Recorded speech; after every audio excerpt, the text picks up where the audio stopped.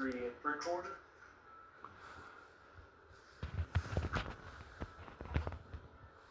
2 1/4.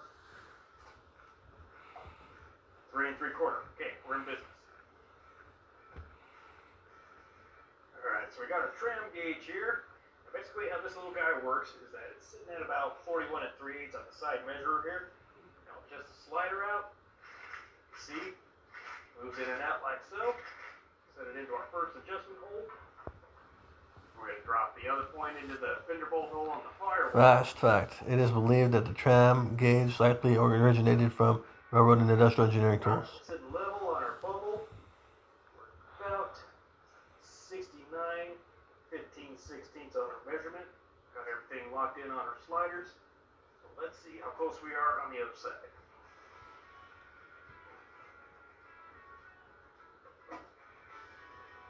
Alright, on this side, I didn't move our adjustments at all. We're still sitting at 69 15/16.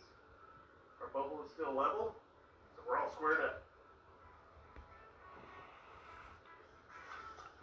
With everything lined up, we're good to go ahead and tighten our core support bushings.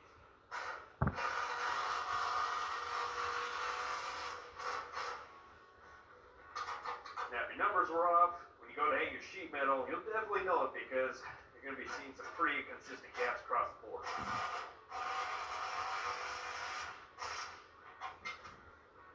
Alright, that looks good.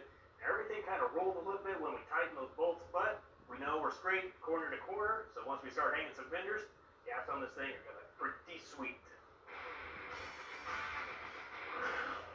Up next, we go under the hood and take a closer look at a Legend.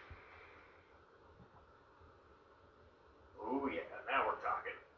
You know guys, we get to build some pretty cool cars out of the Detroit Muscle Shop. And a little while back we had some friends stop by with a very unique one-of-a-kind ride of their own, for a new segment we're calling Power Nation Under the Hood. If you like what you see, we're going to be doing a whole lot more of these. You can check out the full version of this one on our website at Power Nation TV.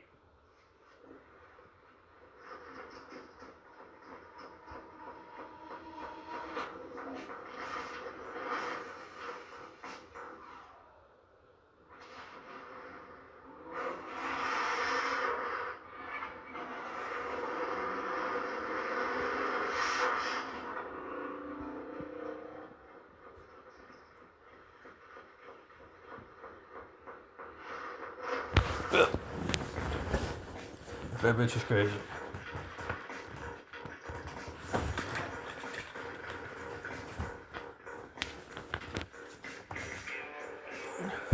The Mustang Brothers. Power Nation Under the Hood. Grundy Insurance. Grundy Collectible Automobile Insurance. Have you ever The Outlaw. 1968 Mustang Fast Break Mustang Restorations. You think a celebrity just passed you by? I like what I'm looking at. I'm talking about the car here, guys. Yes, sir. Yes. Alright, good to see you. Yes, sir. Man, y'all brought in a peach today. See, yeah, this is Outlaw. This is our prototype VIN number 1 of a 25 car run series we're gonna build. Man, this thing is impressive. I know, like, it has that Eleanor flair to it, and you know, seeing that movie back in the day, or seeing that car in that movie back in the day, it made an impression on me. And I'm not really a Mustang guy, but that moment, I said, oh, yeah, be a Mustang fan for sure. Christian and Well, that's what we Russia. kind of figured was, you know, if we're gonna build an Eleanor, you know, let's build something that's not what everybody else has done, and that's why we went with the Brittany Blue. Ton of the customization. We did things right hand drive. We put a glass roof in it that we patent designed. We didn't go with the Eleanor side scoops. We actually went with the 68 KR Shelby side scoops. We created our own deck lid and rear end caps, and we also did the same thing with the hood. We ended up running a steel hood.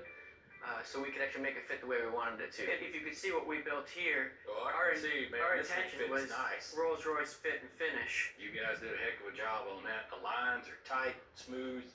Thank you. We figure if you're gonna have your name on something, you're gonna build something, it's gotta be right, or don't do it at all. Yeah, there's truth to that. That's true. I like the back piece of this thing.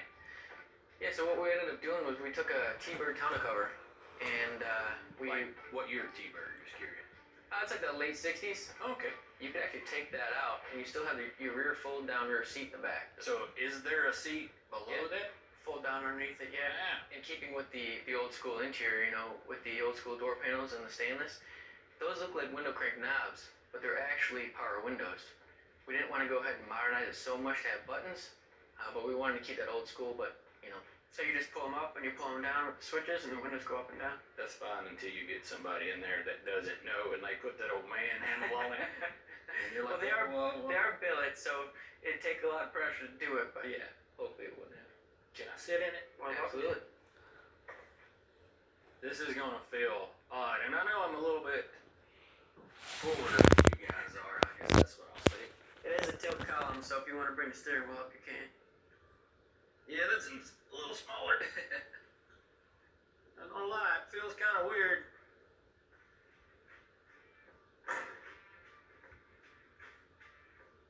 Yeah, power shifting this dude's gonna be a little different. A little bit. Yes, sir. Being such a custom car like this, we ended up doing the GT500 font in the 2013 font, and then the MB obviously stands for Mustang Brothers. So it's also those little things where you don't necessarily see it at first, but as you're walking around the car, you're like, oh wow, here's that, and that's kind of what we wanted to achieve. You're finding more and more things. That's one thing I really like about the car is sometimes guys like go into let's say a custom mindset and they basically screw up what the car is supposed to look like. Like you're just supposed to elevate it in a way, complement the build, not make it into something that it's really not. And you guys knocked it out of the park. Like you've refined it for sure. Gotta ask, what's up under the hood? I'll show you. So we took an engine out of a 2012 GT500. It's a 5.4 supercharged with a 6-speed, and we dumped it on in there. I'm not gonna lie to you fellas, looking on this side and not standing on a steering shaft is kind of odd. Like, With a brake booster. yeah, I thought there for a second, I was like, oh, maybe it's on the inside of the header, and then I was like, idiot, it's on the other side of the car. It's got a lot more room in there than I thought it was going to. Well, we did the shock tower delete, so we actually cut the shock towers out, we welded in the cradle, and that gave us a lot more leg room here, especially to clear on any Coyote platform. You got your alternator issue that's close, so we were able to get rid of all those issues and really open it up inside here. Yeah, I was looking at the line here on the top of the fender and the windshield. That's not